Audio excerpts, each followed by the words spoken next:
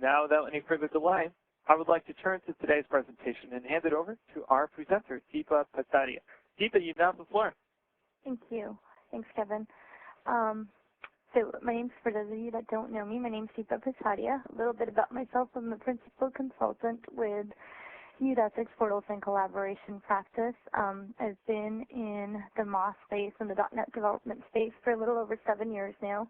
Started out as a .NET developer, moved into doing migrations from SharePoint 2003 to 2007, and have kind of been doing MOS implementations ever since. Have a lot of experience with enterprise content and business process management and automation. And I'm a Microsoft Certified Specialist in both Windows SharePoint Services and Microsoft Office SharePoint Server 2007.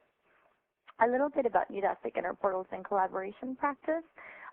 We've got experience with over 150 projects that have been completed across 80 different customers and various different industry verticals. We've got internal processes that optimize the solution approach based on our past experience and best practices, minimizing customizations needed to get your solutions deployed quickly and correctly. Our people, consultants in our practice, are industry recognized experts. You've probably seen them at various speaker events, as well as their names as authors on numerous books and white papers. And last but definitely not least, Neudesic overall is a company that's filled with people that are passionate about technology, true developers at heart that understand the platform that the SharePoint technologies are built on and have the ability to extend it to meet your needs. Today's presentation is about business process management. According to Gartner, business process management provides governance of a business's process environment to improve agility and operational performance.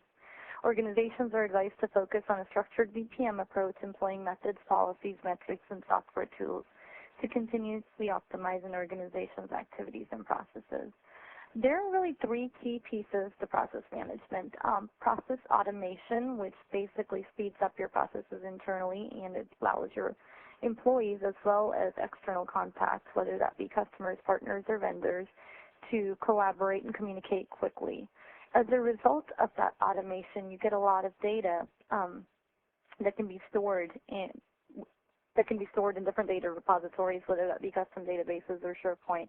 And then the analysis and reporting tools available can be used to bring that data up and do detailed reporting on how are our processes moving through the systems. Do we have any bottlenecks where they're staying the most amount of days?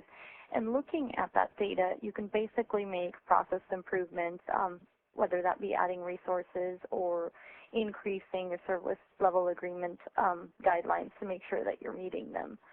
In this webcast, we're going to focus primarily on the process automation piece. Analysis and reporting with performance point services being built into SharePoint 2010 provides a very, very thorough tool to provide those reporting functionalities. You may have seen that in previous webcasts, and we'll continue to see that in future webcasts. But for the purposes of this one, we'll concentrate on process automation. So process automation with SharePoint, just a little bit of a background of where it was with 2007 and where it's going with 2010.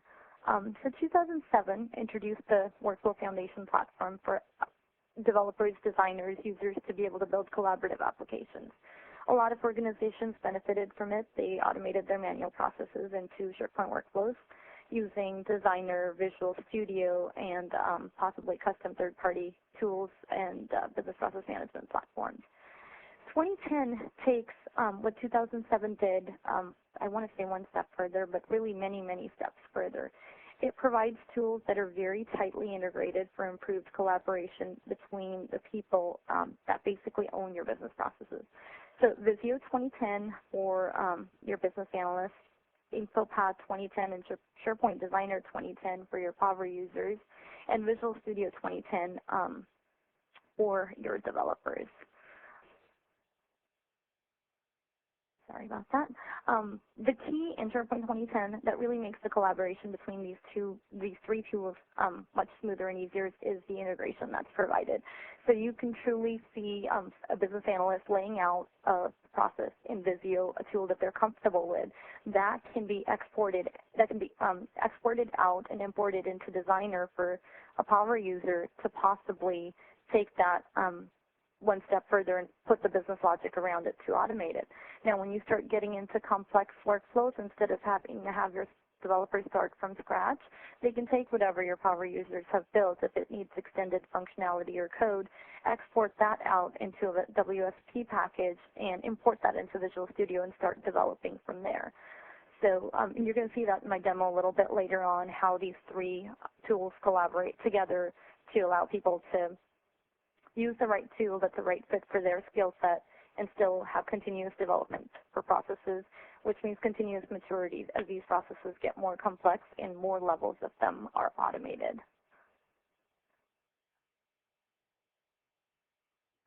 So I'm going to briefly touch upon the improvements in SharePoint Designer 2010 and Visual Studio 2010, and then I will try to jump right into my demo so I can show you these tools and how easy it is to create workflows using these tools in 2010. So SharePoint Designer 2010 has greatly been enhanced to address the key pain points that power users, designers, and businesses were facing when building workflows with Designer 2007.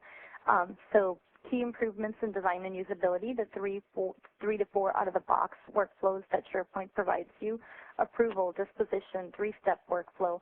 A lot of people looked at those workflows and they could possibly meet 90% of their needs, but they might need 10% of the customization. It was not possible to do that in 2007. In 2010, you can take those same workflows and edit them out of the box and create new instances of them.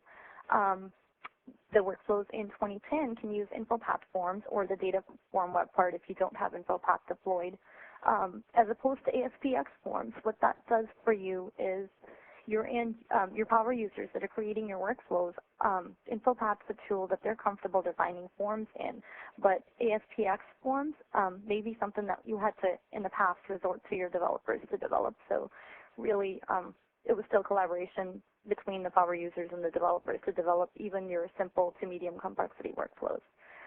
The Task Process Designer is a new designer introduced in 2010, which you will see in my demo.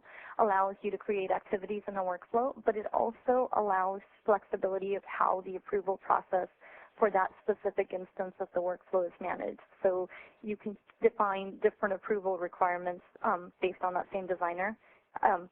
Allow different actions if the document is changed or deleted before it's approved, escalation processes, allow users to delegate their tasks to someone else, and you can limit that. So you might want to do that for workflow 1 and 2, but not for 3 and 4. It also introduces 2 new workflow models, which were not present in 2007, site workflows. This is the ability to create a workflow that is not tied to a particular list or a library in SharePoint. There was that need in 2007. A lot of developers got around that by basically just creating dummy lists that could primarily be used just to tie the workflow, even though they weren't necessary. Now that you have the ability to create site workflows that are not tied to any particular list or library item, those dummy lists are no longer necessary. The other key improvement in 2010 is the ability to reuse these workflows. 2007, if you created a designer workflow and you associated with a list item, there really was no way to reuse that on other lists that might be sharing similar business logic. And last but definitely not least is high privilege workflows. What I mean by this is in 2007, if you created a workflow in SharePoint Designer, the entire workflow ran as the identity of the user that initiated the event that kicked off the workflow.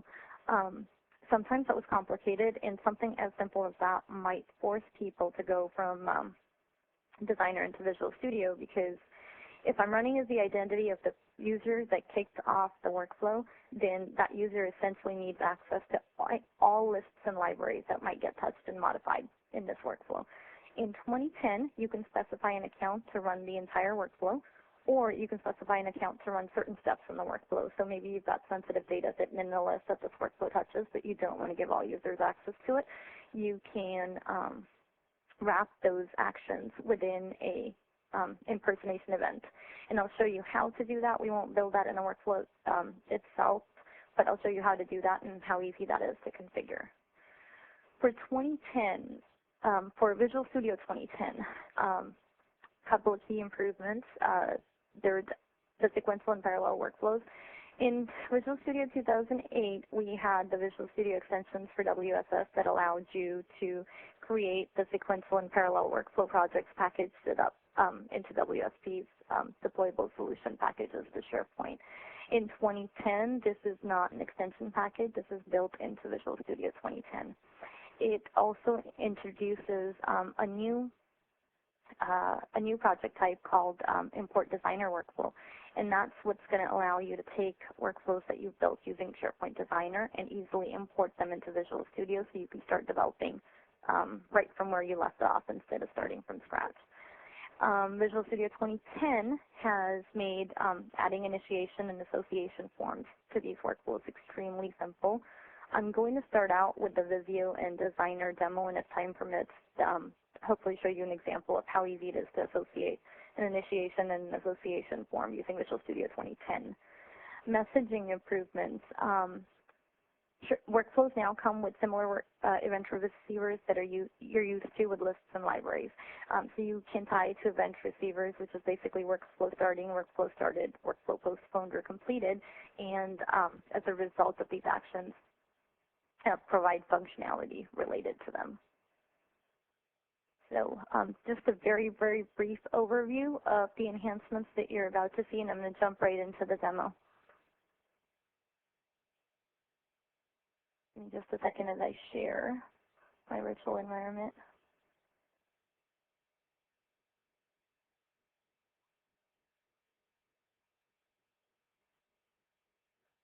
Okay, perfect. So hope everyone can see my screen. What I have open here is Visio 2010 beta.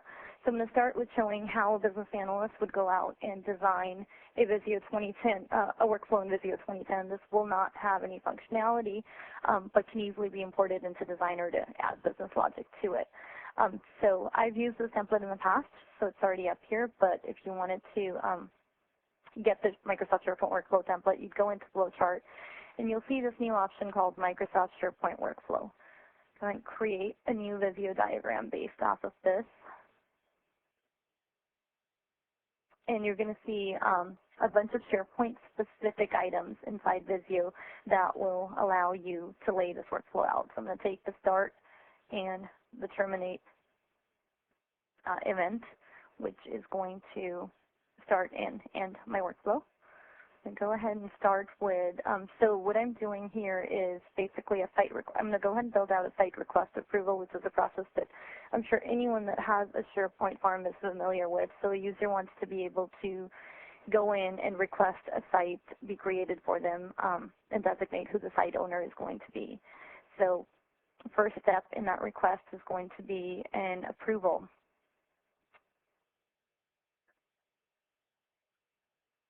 I'm going to go ahead and drag the assign item for approval and connect my start workflow item onto the assign item for approval. We're going to build out who this goes to and how the approval happens in Designer later on. So you might want to add in some functionality. So one of the things that my site request list has that you'll see is a site quota request. So you might have a condition that allows you to say that if they're requesting under a site quota under a certain amount, then go ahead and auto-approve it. If not, then it needs additional IT approval or something along those lines. So we're going to go ahead and grab the compare data source event from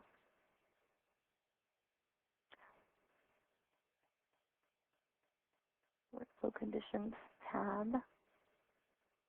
The data source.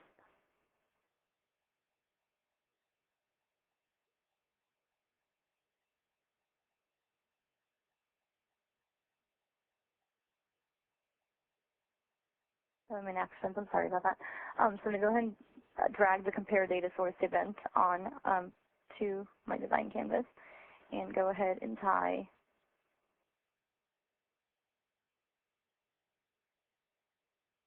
this to the compare data source event. As a result of this, I might want to log what happened to the workflow history list. I'm going to either log that it didn't require approval, so log auto approval to a history list, or I'm going to log that it requires additional IT approval. Now, when I tie this in the connections to these itself, I can basically say whether that was a yes or no approval. So this required additional approval, so I'm going to hit yes, and that's going to populate my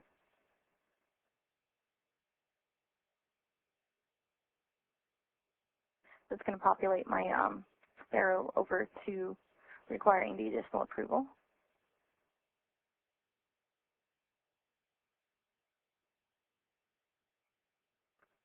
And I'm going to tie the other one over to just saying that this was auto-approved because it was under the limit required, so we did not need to do that. So if it was auto-approved at this point, maybe we can log to the history list that the site needs to be created.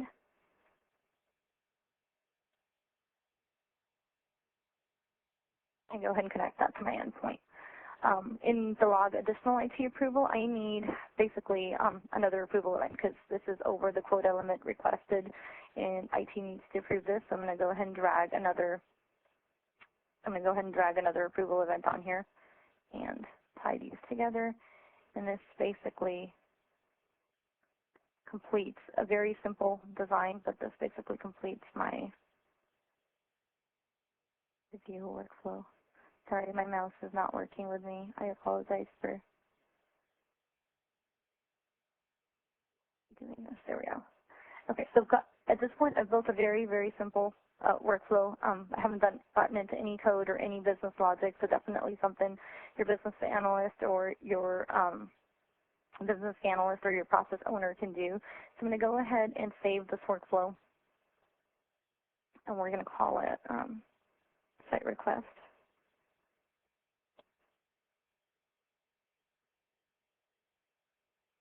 Now, after it's saved, when I go into the Process tab, you'll notice that I've got this Import and Export button. As I export this out, this will turn into a Visio Workflow interchange format. This is something that Designer can recognize.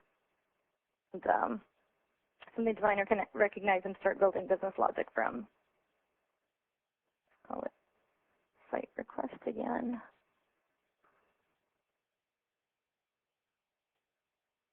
Okay.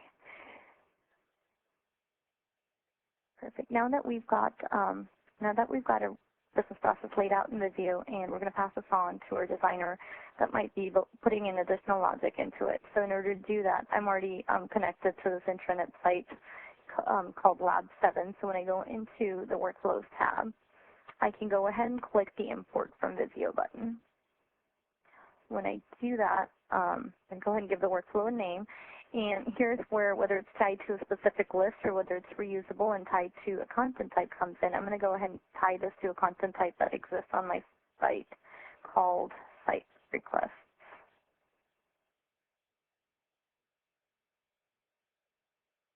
And go ahead and hit finish. And you'll see it basically took the Visio diagram and generated the designer steps for me. Based on what I had put in my Visio diagram.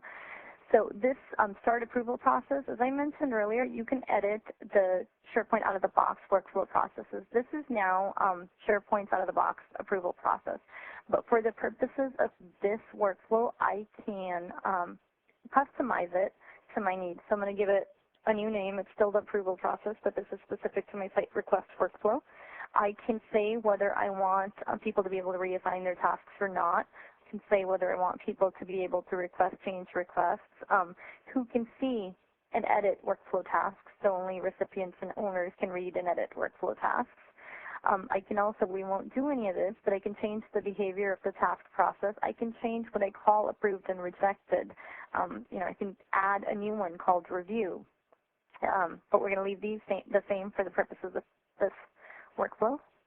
So after I've customized this a little bit, I'm going to return to my workflow, and I've got the site request approval process. I want to run it on the current item, and for simplicity, I'm just going to I'm going to use a single user account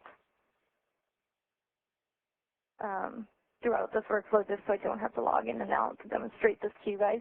But as you can see, you've got the option you can do a workflow lookup for a user based on the fields in the workflow itself. You can add the user who created the current item.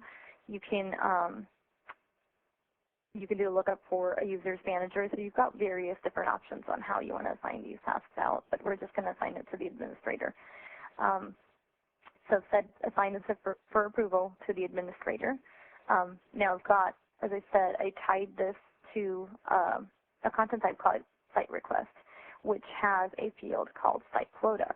So I can grab that field and say that if the site quota requested is greater than, and this is in gigabytes, so greater than 10 gigs, then I want you to start an additional approval workflow.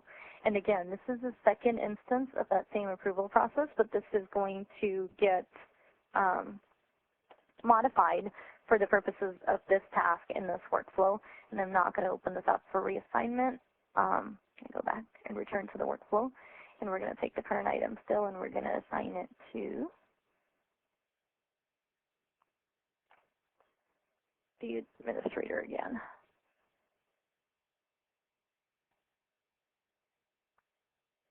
Okay. If it is less than 10, then IT doesn't need to approve it. Maybe just for the workflow history list, I want to log that site request was auto-approved based on quota requested. I'm just putting in simple text, but if you go into this function field, you can definitely grab data from your workflow and put in additional information like site request by, user created by, at this time for site with this title. So you can definitely customize this message and grab data from the workflow item itself. And then I just want to log a message that says site needs to be created. This is a really good example of where your developers might come into play. So at this point, you might, as a designer, build this out, but you need additional code to auto-provision the site. That's where you'd want to export this out into a solution package and pass it on to your developer and say, hey, can you build this last piece out for me? So this basically completes my designer workflow. Now, I did mention that I would show you guys the impersonation step. We're not going to build it into this workflow, but I'll show you that really quick and how it works. So you can add either a normal step into this workflow, or you can add what's called an impersonation step. This is going to run as the account that this workflow was authored under. I can put in as many step actions or conditions within this step right here to allow for interaction with lists or libraries that are secure and users that are just kicking off the workflow or approving it shouldn't have access to. I'm going to go ahead and delete it out, but I wanted to show how easy that is to do.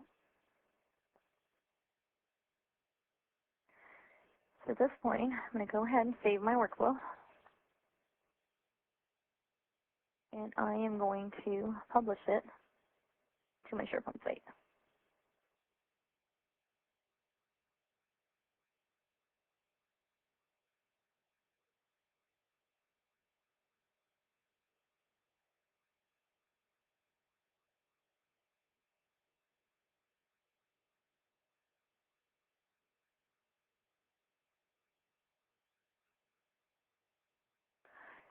Sorry, give it just a few minutes here. And the slowness here is definitely my machine and not the technologies, because I'm running SharePoint SQL and everything on a single laptop.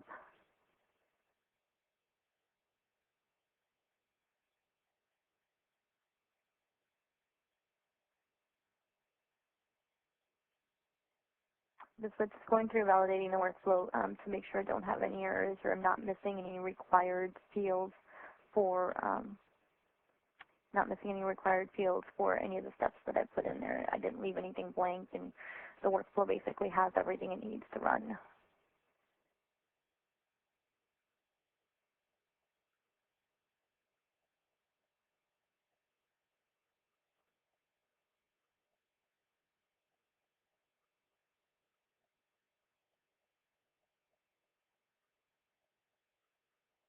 There it goes. So now if I go back to my workflows and I select the site request, you'll notice that I've got a couple of other options in the overall workflow as well. I can just, so once it's been, and I can do this before I publish it as well, but I can choose what I want users to be able to do and not do with this workflow. So I want to disable the manual start option, disable the automatic start on item change. This will basically, and I'm going to gray one of these out just to show you guys how it works, but this will basically gray that option out in the workflow association screen. The other neat little functionality that I want to show you is this show workflow visualization on status page. This uses Visio services to show you a graphical representation of the workflow that's happened on this list item. So I'm going to check both of these, resave my workflow,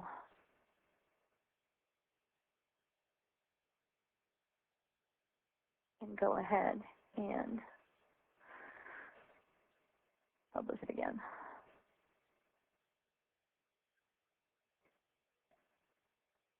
And as it's going ahead and publishing it, you'll notice these three forms down here. So for my site request, which is the association form for my workflow, the one that allows people to kick this off, and the two approval process steps that I put in here, the SharePoint Designer automatically created an info path file for me for each of those steps, which is the XSN format. I can go in here and customize this info path based on what I need. So again, taking that ASPX.NET Pages requirement out, this truly puts the ability to create simple to medium complexity workflows in the hands of your power users, taking your developers out of the picture and allowing them to concentrate on the more complex workflows.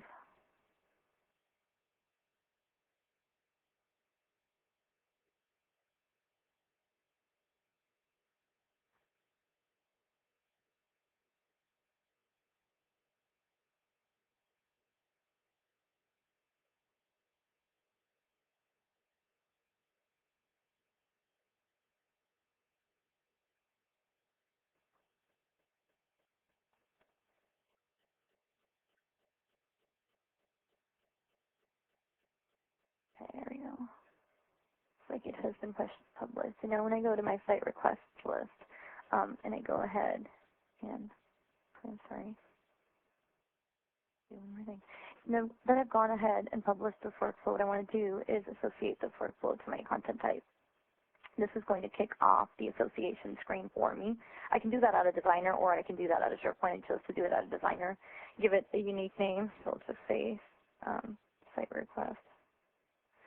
Webcast demo, give it a tasks and a workflow history list. This is where my history logs will be logged and where my tasks will be created. I'm going to start this workflow when a new item is created. So you'll notice that I had disabled that in Designer, that when people associate this workflow with a list, library, or content type, I don't want them to be able to manually start it, so it's going to be disabled on the association page. And yes, add this workflow to all content types that inherit from this content type. I'm going to go ahead and hit OK. And that is going to tie the webcast demo. And also tied the approval workflow to this list because I've got two approval tasks that are based on the out-of-the-box approval workflow that I customized for the purposes of this. So you'll notice that I'm going to go in here and say site request for HR. Give it a dummy user. And I'm going to say I need 9 gigs of space to keep it up under that 10 gig limit that we put in the workflow. This will now generate, and we assigned all the tasks to administrators, so I don't have to log in as a different account. But basically what this has done is created a, oh, that's not what's supposed to happen.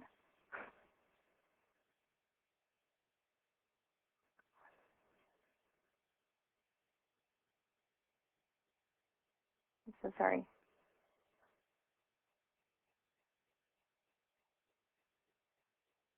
Go back and see what I did.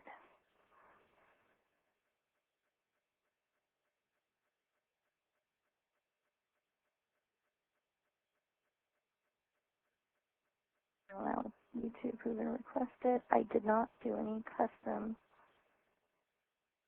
Didn't do any customizations to the behavior of the task.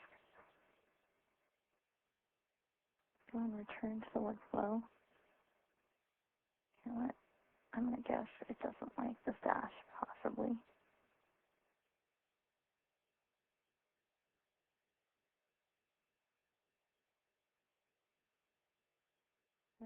Same thing for.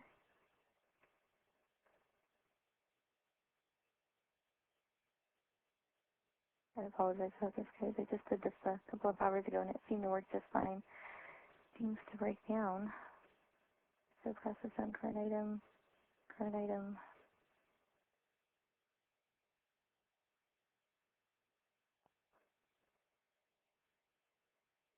Go ahead and save it. Publish it.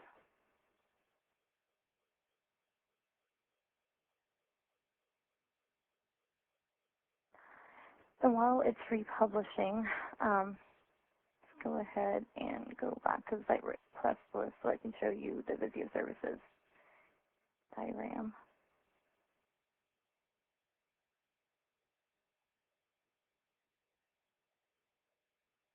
that I was referring to earlier. So when I click on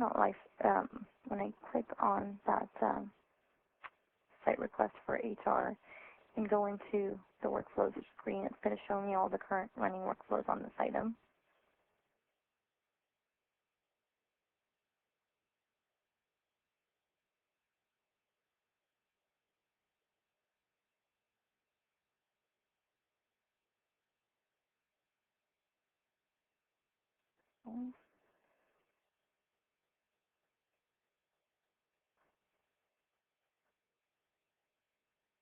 Loading.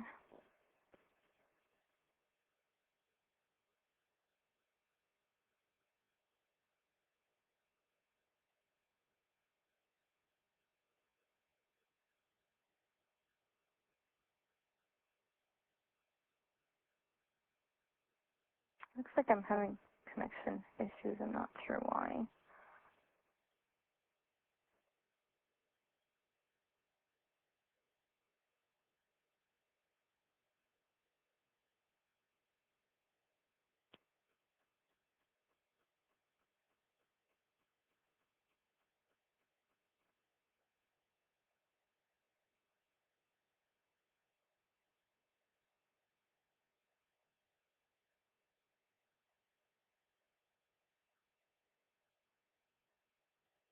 It's down.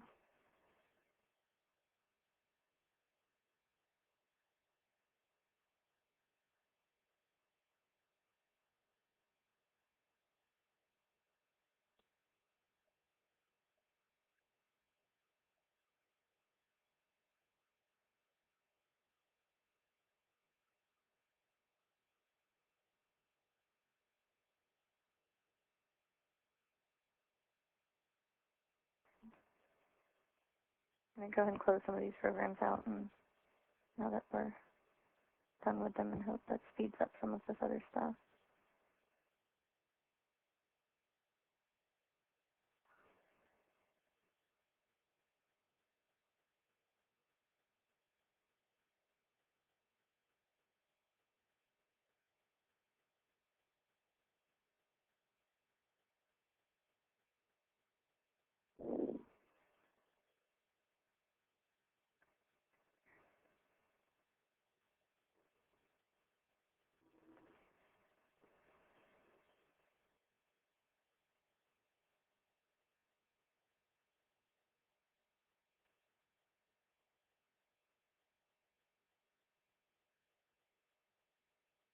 And go ahead and republish. Looks like it went ahead and did it. And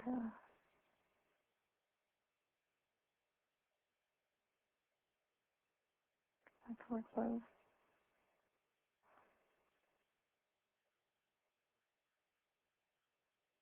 I'll create a new item really quick and see if that republished it.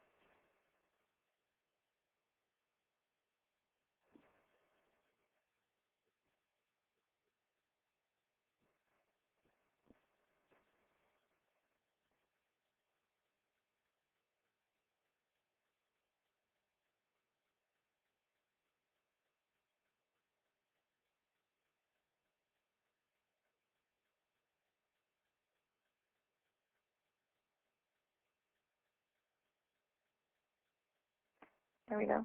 So the site request webcast demo workflow kicked off. So when I click on that running workflow, it will give me a visual representation of the workflow and where it is and what steps it's already gone through using Visio services.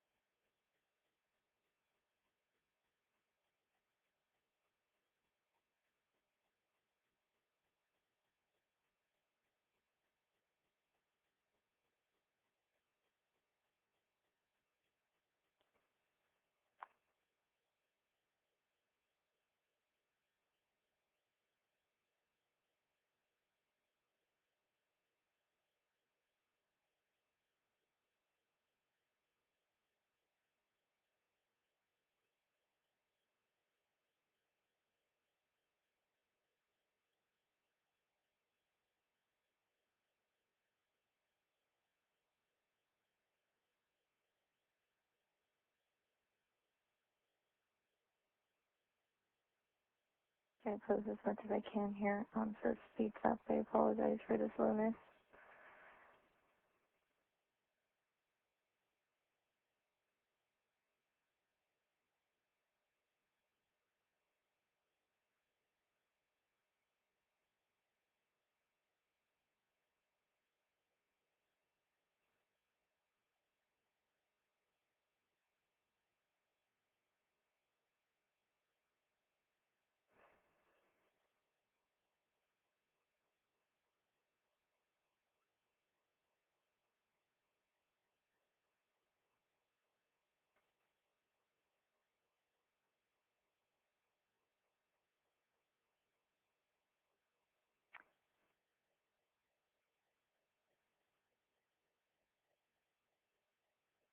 I'm afraid of slowing this down. I'm going to try to open another site so I can show you guys some other stuff while this thing continues to load. There it goes. I didn't give myself access.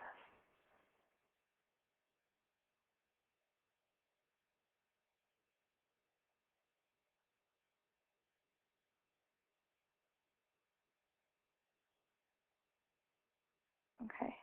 So, but, I'll get back to that diagram. But if I go back into my tasks list, I should have a new site request in here. It's saying, please review. I can go ahead and edit the item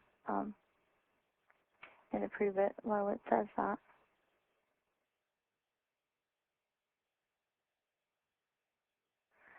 Right, I'm going to go in here and say approve.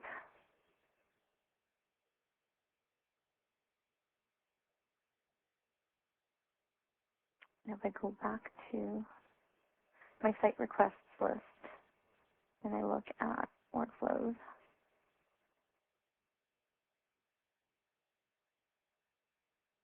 don't worry about that, we'll fix that. We do want to show, so it did tell you that the workflow was started, the task was created. I don't have emails configured on this machine, so the emails didn't go out, but the task was assigned, the task was approved, and therefore the workflow was completed. And the site request was auto-approved based on the quota requested because it was under 10 megs, and there is a comment in here that the site's approved and needs to be created. I'm not sure why it's not letting me see. I am administrator. I'm not 100% positive why it's not letting me see that Visio diagram.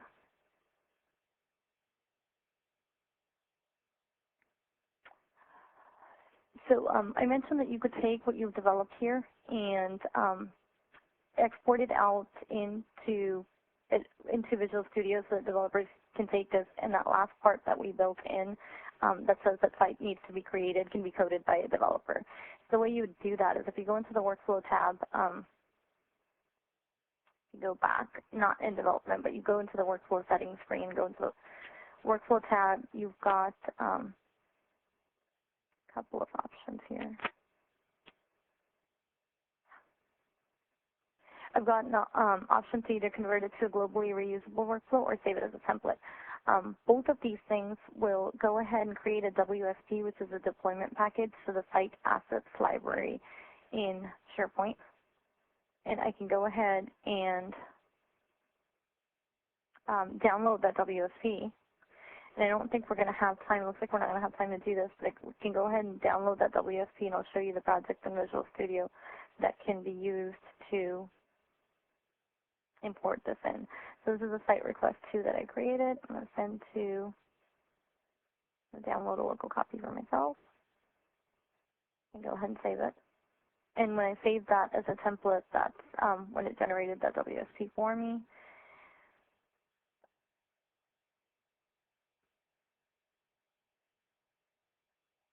So this import takes a couple of minutes itself, and I definitely do want to leave some time in there for questions. So I'm going to go ahead and show you the project and how you'd import it in, but I don't believe we're going to have time to develop that out. So when I say new project, I've got a couple of options in Visual Studio 2010. I've got the 2007 options, which will allow me to build against any workflows, sequential, or state machine that I built using the Visual Studio extensions for 2008. Or I can go into 2010 and create brand new workflows similar to the sequential and state machine workflow. In addition to that, I've got this new project type called Import Reusable Workflow. When I go ahead and request, when I go ahead and create that, it automatically prompts me for what site do I want to deploy it as. This is a reusable workflow, so I want to deploy it, and it's in Visual Studio, so it's going to be deployed as a farm solution. When I browse, when I get to the next screen, it's basically, at this point, it is looking for a WSP that it can import in. If I go to my webcost folder that I'd created, it can take one of the workflows, and it will it'll start importing that in the background. I would still like to show you guys that video services screen. I'm not sure why it's saying I don't have access. Don't know if I can log in as a service account really quick and see if that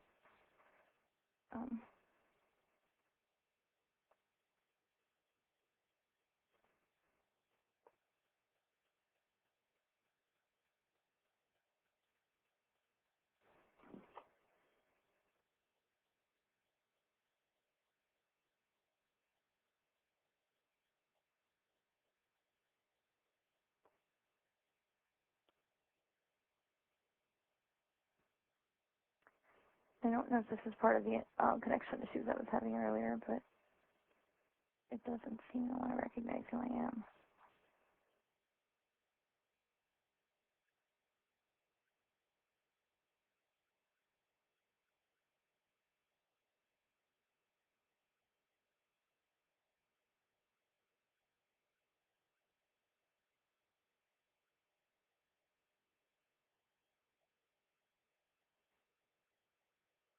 As far as I know, I'm site owner.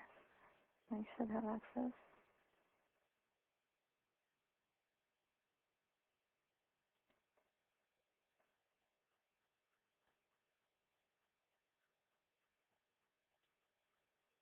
Here we go. The service account is, service account does not have access to the list.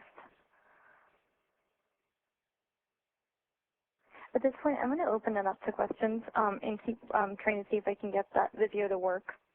So if we want to open it up to questions, and I can keep seeing if I can get this back for you guys.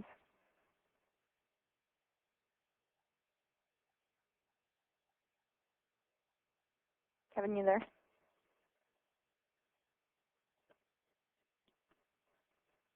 Yes, Kevin. Okay, can we go ahead and open it up to any questions that we have at this point, and then I will Yeah. Again, just a reminder for attendees who would like to ask questions, you can simply go to the Q&A button up on the top of your screen, type in the question there, and I'll be able to read it out to the presenter.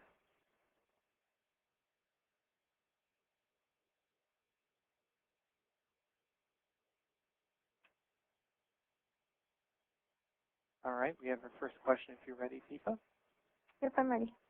All right, question is from Mark Cox. When would I choose Visto to create my 2010 workflow, and when would I use SPD? So the question was, when would I choose Visual Studio to create my workflow, and when would I use SPD? I would say that it depends on the complexity of the workflow.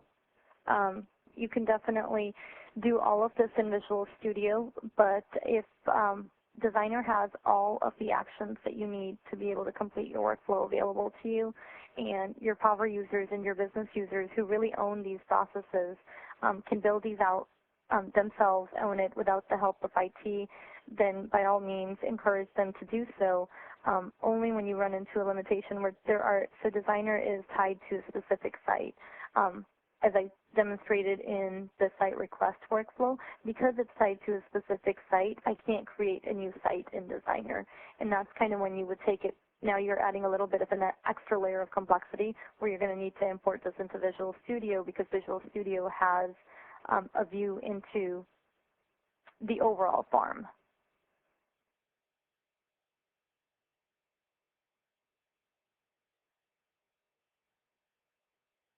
And for the second question, is coming from Tony Huang, and it is, can Visio workflow be imported as a site workflow? Yes, so the Visio workflow that I imported in was imported in as a site workflow. It gives you that option as soon as you select the Visio interchange file, whether you want this to be a site workflow or tied to a specific list or library. So yes, it absolutely can. Great, and that's all the questions we have now. Okay, I'm going to try this one last time and see if I can get it to work. I'd really like it to. I don't know why it won't let me. I know the publish didn't go over very clean. I can try to.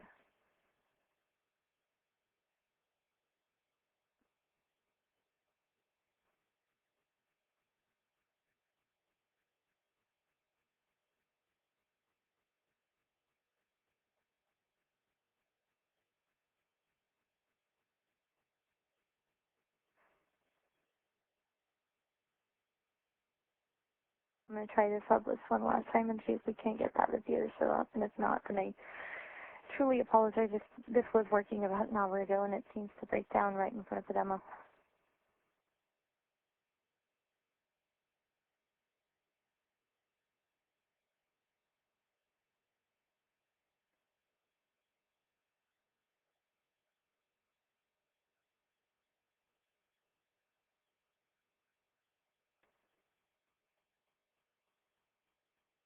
Yeah,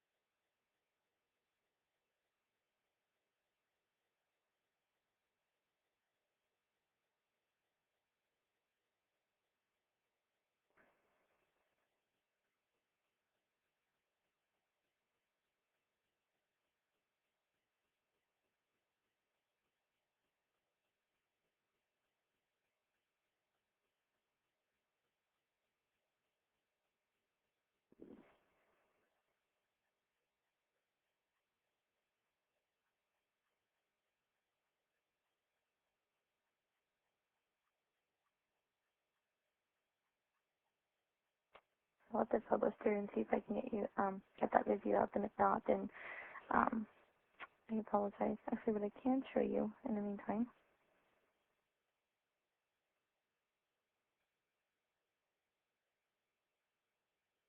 We we have some other questions also when you're ready. Oh, go ahead. Keep passing them on. All right. This is another question coming from Martin Cox. It says, my earlier question was actually, when would you use Visio and when SPD? Oh, I'm sorry. So Visio will not give you anything that can actually be deployed and used. You can't put in business logic. So Visio is primarily for your business analyst to prototype this out and pass this on to, or if they've got the skill set themselves, then definitely import it into Designer themselves and add in the logic. So as you saw when I was building this out in Visio, I put in conditions like condition that says the site requires an extra level of approval, but I really didn't have a place to say it requires approval when this column exceeds this column. So it's really a visual representation of your process flow, and when you're done with it, when you're comfortable with where you want that to be, it'll be imported in to add the business logic in.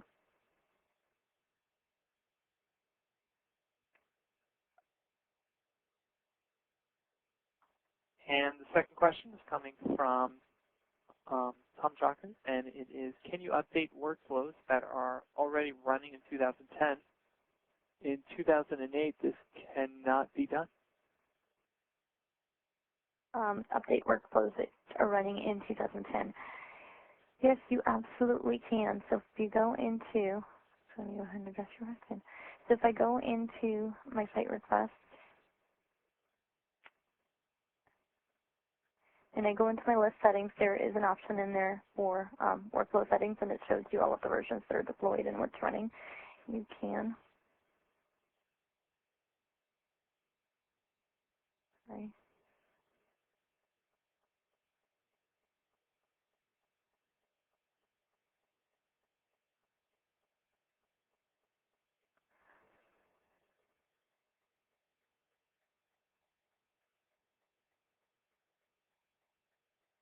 I'm really sorry. There's some sort of a connection thing where it keeps disassociating my workflow. But once you go into the workflow settings screen, it will show you all workflows that are tied to this workflow, and you can go ahead and change those around. It'll show you all active workflows, all currently running workflows, all completed workflows, and what versions those are running against.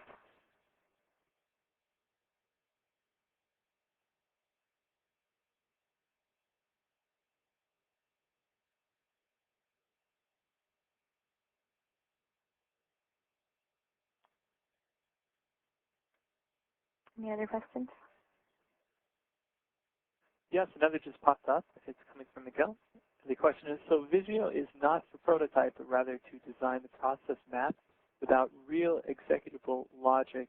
And you must go to SPD or VS 2010 to make it really a workable workflow.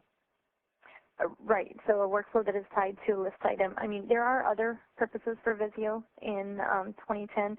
So for the purposes of something like this where you want an approval tied to a list, and you would import it into Designer and build out the workflow. But there are other Visio templates in there that connect back to your data sources that can be a visual representation of representation of those data sources. So really good example is your servers and your farm infrastructure. So if you had a Visio diagram that laid out your hardware, then you could connect that to data in the back end, whether that's a SharePoint list or wherever that data is stored, to show whether the condition of those servers. So maybe you want it to show green if they're all up and running, red if there's something wrong with one of them. So there are other Visio templates in here. The one that I used for the purposes of this demo, the SharePoint Workflow project, does need to be imported into Designer, but there's a lot more templates in here that can do a lot more than just prototype a workflow.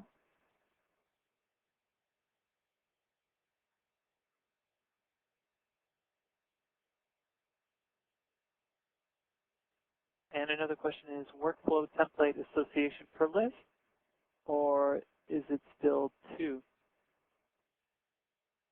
Workflow template association. So the workflows can be tied to a specific list or library. They can be tied to a content type, or they can be deployed to the site as a whole and not tied to anything specific and manually kicked off.